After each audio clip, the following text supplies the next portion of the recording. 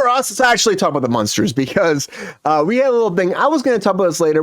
Jordan was supposed to be, we're talking about fucking Star Trek and shit, and who wants to talk about Star Trek unless Jordan's here? So I want to talk about the Munsters. So the Munsters is being rebooted in its own way. And if you knew about the Munsters, they were a big hit show back in the day. It was a sitcom but monster family, kind of like Frankenstein, Bride of Frankenstein, their kids, and all that together, having a wholesome family sitcom life together. It was great. Dracula as a grandpa. It was a fun show. And honestly, at the back in the day, I love sitcoms, and I think it was one of those things where you made the best out of it. It was a different interpretation of the sitcom. Normally it's like, oh, sitcom, situational comedy. I'll put that out there. What's sitcom? Situational comedy. So the situational comedy, oh, well, these two characters all of a sudden are at the DMV. Done. Let's run with it. But now we have Frankenstein, the Bride of Frankenstein, and Dracula together at DMV. Run with it. That's huge. It's great. It's different. It's amazing. And what Munsters did, changed TV. It just changed it. And now we tried reboots. We did the one with Rob Zombie a couple years ago. That fucking bombed. We did the one with Jerry O'Connell before that, Mockingbird Lane. They did a pilot. They tried more. It didn't work out well. So now we're trying it again. But now we're going to go gory, intense with it. It's supposed to be more of a horror-based series called 1313, which is where they live, 1313 Mockingbird Lane. I love the Munsters. I think it's a great idea. It's what they should have done for the Monsterverse years ago. But the sitcom world, I would say make it a sitcom again. Don't do another different kind of horror-based shit. Just to make it a sitcom again. Let's do it right nowadays and make it right. Whatever they're going to do it now, it's not going to do it. It's not going to work. They have not figured it out. If it does work, I'll be shocked and I'll be happy for the Munsters. But it's not going to work. It's not going to work. And that's what I think overall. I think it's such a big idea that the Munsters is, and what it did at that time, again, I think it worked out because the time that it was. Ron, again, sitcoms, this world, the Munsters was monumental at that time. Mm-hmm. We're really going to dive into this, though. We're going graphic, gory. They're probably going to try to be like A24 with this shit. Is that what the Munsters was supposed to be? Or was the Munsters supposed to just revolutionize the sitcom? I don't know if it's supposed to revolutionize the sitcom, but I know I always went to it for just lighthearted monster stuff. You know, not blood, gore. That's not what that whole thing is about at all. And for them to lead away from it, I think is an injustice to the Munsters, the original. Having said that, I know that CW went with Sabrina, and that was a complete departure from Sabrina the Teenage Witch from the 90s. Huge. And it worked for them. So this doesn't surprise me, but I don't think it's. Oh, sorry. It doesn't surprise me, but I don't think it's the right thing to do. That was a whole different thing that they did for Sabrina. They should have got Melissa Joan Hart. I'm just saying, somewhere in there. Ask her. Friend of the show. They should have got her. But what they did with that, Ron, it was like a whole different. It did. You knew who you said when you said that, though. I was like, oh, it really did feel like a CW program in a lot of ways.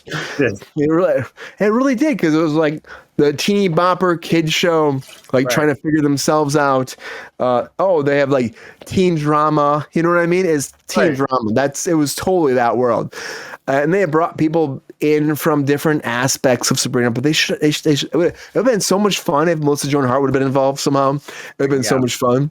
Like even if she was like a teacher there, you know what I mean? That popped in here and there. Yeah. Her name. What's her name on Wednesday? Kruse Ricci. Yeah. I saw you commented on something on Melissa Joan Hart's stuff recently, and I was like, I saw it, and I was like, that's fucking great. She has a new show or movie, right? A new movie coming out or something like that. I saw you commented. Yeah. Friend of the show again. They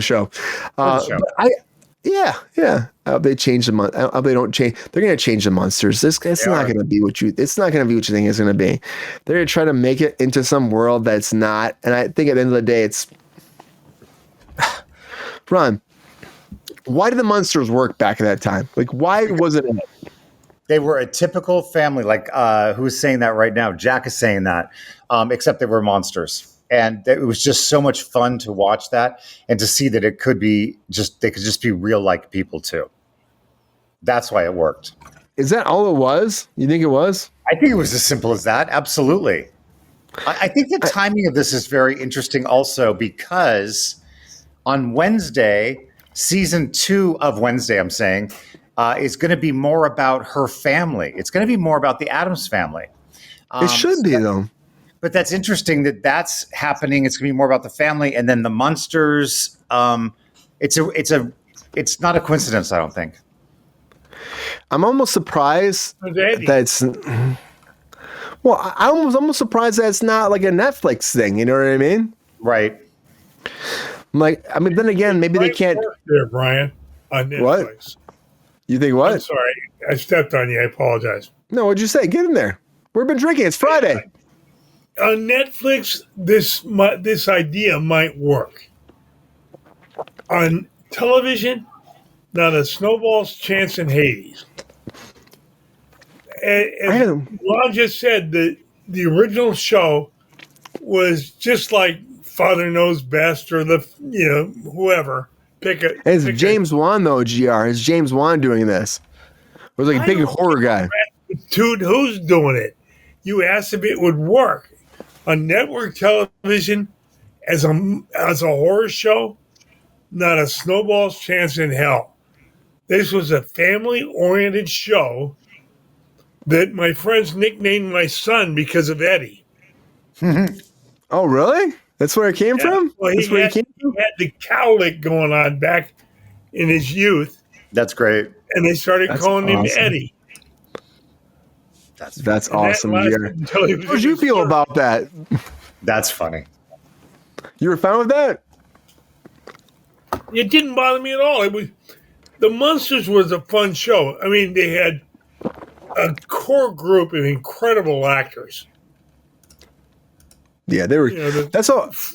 Fred, his wife, and Grandpa.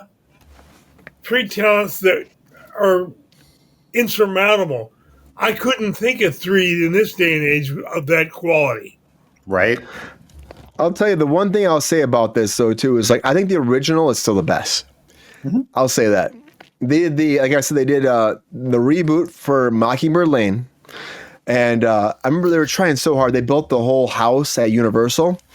I remember going to the backlot tour. They had the whole house there. It was Jerry O'Connell. They tried it. It failed. Then they did the Rob Zombie version. Everybody was talking about that, and it failed. Huge on Netflix. It came out. It was one of the lowest things. Let's go to theaters and Rob Zombie and all that. I get what he was trying to do, but I think that why it worked. The actor caliber was great. The seriousness of it was great. I think what they did after that was Mockingbird Lane, they try getting serious. Eddie Izzard was great, I think. Joe O'Connell was fine as more of a Frankenstein character. I love Eddie Izzard. Doesn't matter what the fuck he does. Right. Or he's fucking, or they, great. He's been transitioning. I don't know what, but he's fucking, they're great. They're fucking great. And I love them so much. Fucking great. So good. Hilarious, amazing, and talented. That's all that matters to me. And, also, you're a human being. You matter too. But I'm just saying, Eddie Izzard was fucking great in that. And I watch anything they do. But Jerry O'Connell, they tried some Frankenstein. It failed. I remember how much money they spent on that fucking reboot. And I was like, how is this not working? Because back in the day, it was just about heart and family, Ron. Heart and family. And that's what it was. And that's why I think you're right about that. And then became more how do we revert and change and make it something nowadays and adaptable. And it doesn't matter about that. Back then, it was the typical sitcom, but they're monsters. Exactly. Go. Exactly. Right? What happens with monsters? But Ron, sitcoms, again, for our audience out there, sitcoms. I can't hear you. Situational comedy. A situational comedy, right? Right. You go to the grocery store. You go to the grocery store, right? And you're looking for salami, right? But you're monsters now. It changes everything. It does. Doesn't it? Yeah. Oh, absolutely. Because you're in the grocery store, but it's something that's out of this world. It's in our world, and I just think it sounds fun. And the people look at them, and then they have that niece who's the typical American girl, and they just think that she's so freaky and weird.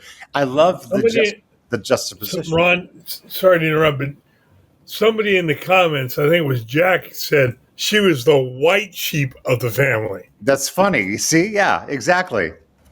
The white sheep. White sheep. And instead of the black sheep, the white sheep. Come on, catch up here. That's pretty good. Who said that? Who said white sheep? I think it was Jack Burton. Thank you, Jack Burton, for being here. Appreciate you, man. And you said Herman Munster's actually an excellent dad, which is very true. Yeah. Great dad. But say there's a different caliber of actor back then, and I think that the Munsters could do really well now. I do. But then again, it's like playing off that world and just being about family. Family's great.